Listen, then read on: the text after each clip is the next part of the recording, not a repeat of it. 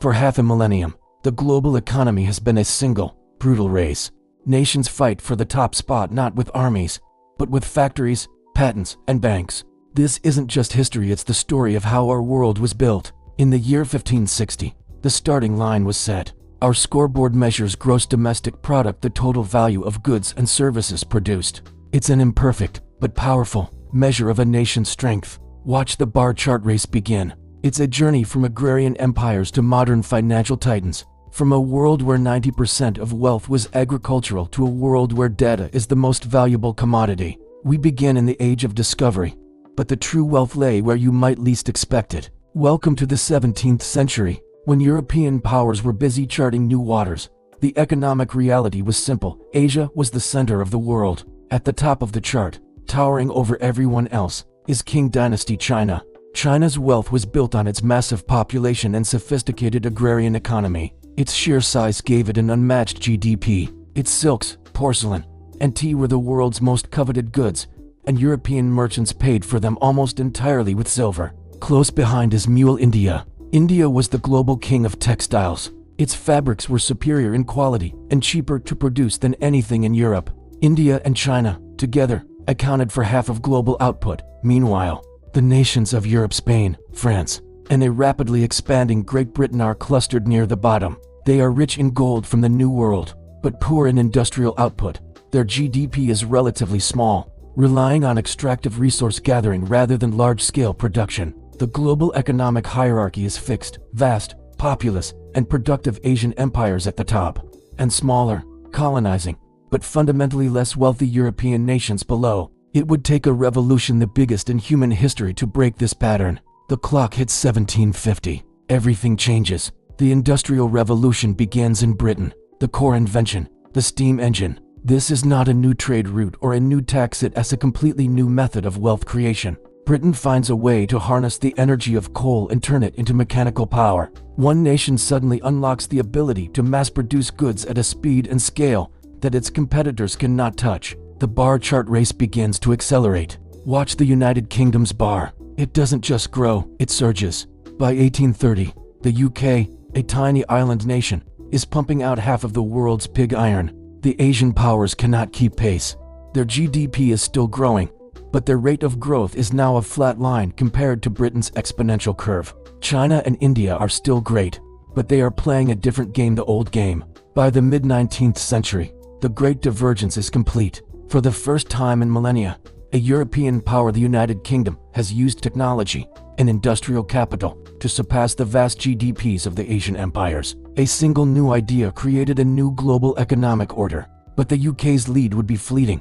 As a continent away, a sleeping giant was awakening. The year is 1870. The UK is the undisputed world leader.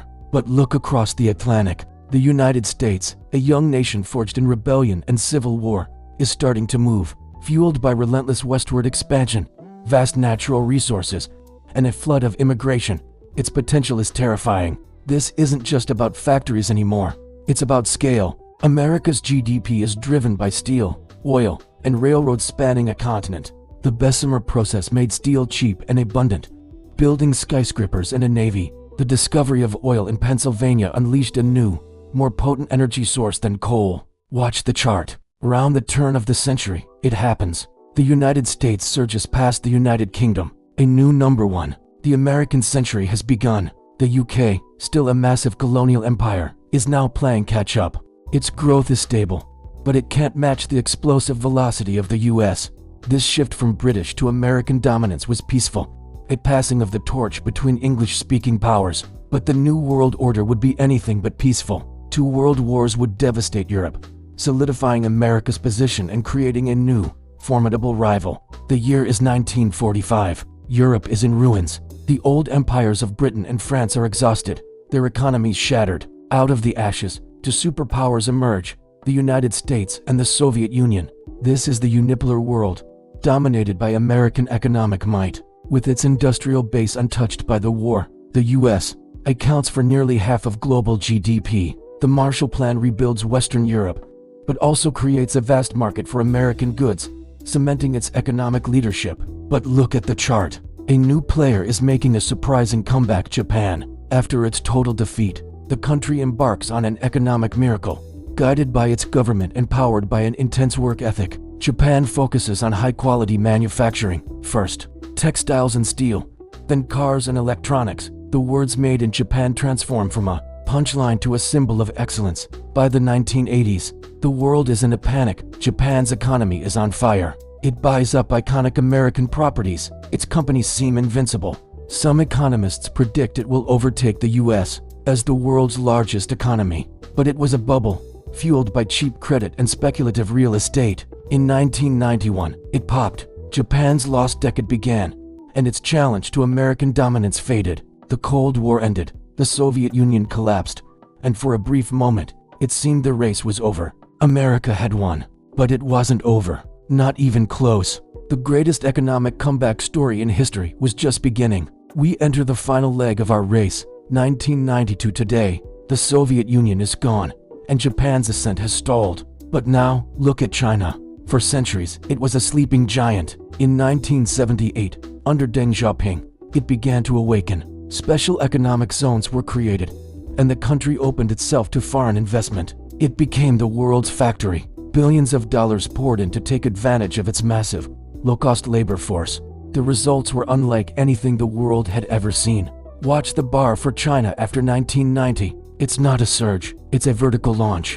From 1990 to 2010, its economy grows at an average of 10% per year. It leaps past Germany, then Japan, to become the second largest economy on Earth. This isn't just about making toys and clothes anymore. China is moving up the value chain, investing heavily in technology, infrastructure, and green energy. Companies like Huawei, Alibaba, and Tencent are now global household names.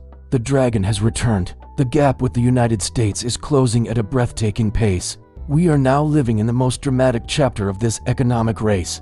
The competition is no longer just about factories, but about 5G networks, artificial intelligence, and who controls the flow of global data. The story of the last 500 years shows us that nothing is permanent. Empires rise and fall. Dominance is fleeting. The race for the top spot is never truly over. It just enters a new lap. What do you think the world will look like in 2050? Who will be on top? Let us know in the comments below. Thanks for watching. And if you enjoyed this journey through economic history, be sure to like and subscribe for more content like this.